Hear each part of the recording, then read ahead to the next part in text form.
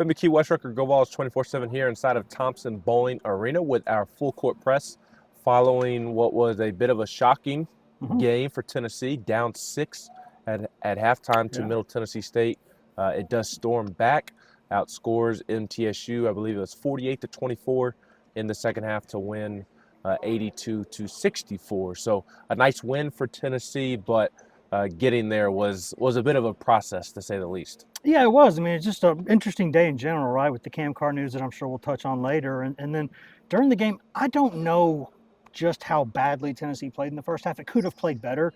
I think some of that was MTSU playing really well, making some shots. And you can tell, like, when a team comes into a place like this, plays the #1 team in the country, there's a couple different ways you can go about that. One is that you're intimidated, and one is that you sort of rise to another level. You know, you kind of put on the cape and start running your mouth and chirping and having fun, making plays. And MTSU did that today. I mean, that's what they did. And I think Tennessee got a bit of a wake-up call there with that run late in the first half. And Tennessee responded in the second half. The crowd was fantastic for a pre-Christmas game with the students home. But getting there was a challenge, but I thought Tennessee responded really well. The crowd was fantastic numbers-wise all game long. Noise-wise, it was fantastic in the second half. They were sleepwalking with the team in the first half. I mean, in the first 10 minutes, I could hear Zakai Ziegler on the other side of the arena yelling to the bench that they need to get Jemiah Mashack out because he did something to his hand when diving to the floor for a loose ball. So it took some time to get the crowd into it. That's partially Tennessee's fault, of course. I just thought Tennessee got a little bit sloppy there in the first half. It had about 4 turnovers within a 2-minute span. That kind of created some momentum for MTSU. They started knocking down some shots. They were 1 of 8, I believe, from 3 to start the game.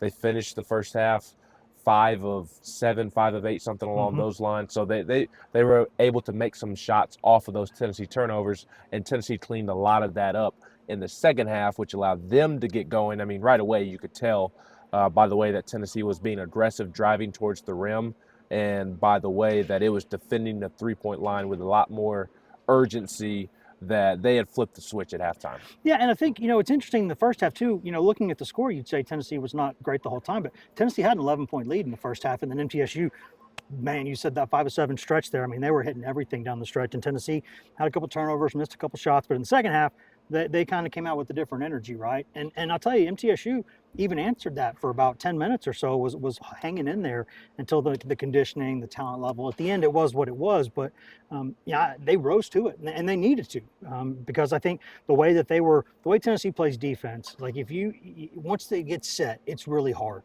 Really, really hard. And it almost feels like when they get set defensively, if somebody makes a shot late in the shot clock, you're like, ooh, because it's impressive, because it's hard to find space out there. But if you can get out and run, you can get out ahead of it, you can do some things, and teams are aggressive like that. But they responded well. They chased guys off the line. They were still swatting at the back end. Ziegler was fantastic. Mashack defensively, fantastic. They got it done. Yeah, and Chaz Lanier popped off there for a moment as well. He tried to dunk on somebody's head there in the second half. He continues to be very, very close to doing so. Makes both of his free throws, comes back down on this end where we're standing, stands tall defensively, forces a miss at the rim. Somehow the ball gets to Zakai Ziegler. Chaz is trailing him down the floor, and Zakai does a little one-handed behind the back drop back pass to Chaz, and pretty deep three. Chaz just finds the bottom of the net, and it was not completely over at that point, but that was truly the switch in momentum there in the second half, which had been building for several minutes since they came back out onto the floor. But Chaz Lanier has that, I know people feel uncomfortable saying it at times, but he's got that don't connect streak of he can really get it going in a hurry. He's almost, you don't literally forget about him, but he's quiet for a few moments, and then it's 7 straight from Chaz. Like, it's absolutely nothing. My favorite part about what he does is that you look at the numbers and you would think naturally he's kind of I don't want to say a ball hog, but a guy who's heavy with the ball. He's not like that.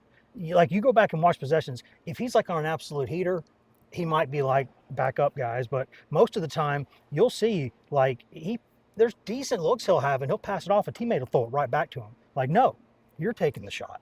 And he has that. It's great to have that trait, but there are times where you want him to be like, just shoot.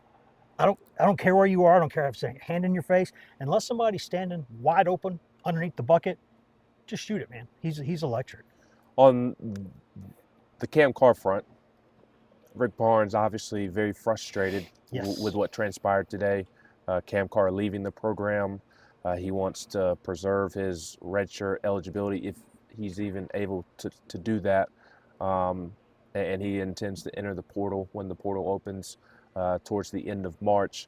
Baffling decision on many fronts, and Rick Barnes was very clearly frustrated about it post-game, said he just walked out of the program, didn't seem to suggest that he was given much of a reason, and said that he let down his teammates who were disappointed. Zakai Ziegler didn't budge there, said all the right things, but Rick Barnes said that the teammates were disappointed in the decision. Yeah, there's times where I try to remember that these are, they're big kids. Like they're paid very well these days, most of them, and they're adults legally, but I still think of them as kids. Probably just I'm a really old man now. Look at these grays, but there's a right way and a wrong way to do this. And I don't want to be too harsh about this because this is a young man who's going to make money playing this game in the future, more so than now, he hopes. And I don't know if he panicked or just thought this was the right time with the injury to go ahead and do it. But there's a right way to do it. Like, look at the way Chaz Lanier's coach at North Florida talks about him. When you handle this the right way, Rick Barnes is not going to say anything about you. He's going to have your back publicly. He's going to be right there with you. But to do it the way he did it, just to kind of surprise everybody, that ain't it. I mean, it's just not like it's not. There's a right way and a wrong way to do this. Now, for Tennessee, what it means in the long term, I don't think a ton, because Tennessee the past 2 years has gotten the best scoring guard out of the portal both times. They're going to go get somebody. They always have a roster together. They're good at what they do. But short term, it's a concern, because now you got 9 scholarship guys available, and foul trouble happens, injuries happen. They're okay if they don't get in foul trouble, if nobody gets hurt, but what are the odds? Well, right now they're at 8 because Bishop Boswell is sidelined Yep. with a shoulder injury, may limit him as they get into SEC play. Cam Carr quit on his team. It's as simple as that. Tennessee will be back in action next Wednesday on New Year's Eve. Has what was that, 8-9 days? Math off the top of my head, recovering from the flu. Not a great combination, but something like that. So some time off, be good for the bodies for a team that is banged up and limited right now. They'll be at home here against Norfolk State, and then that Saturday, January 4th, they'll begin SEC play against John Calipari, Jonas Adu, and the Arkansas Razorbacks. Quite the combination there. He's Wes Rucker. I'm Ben McKee.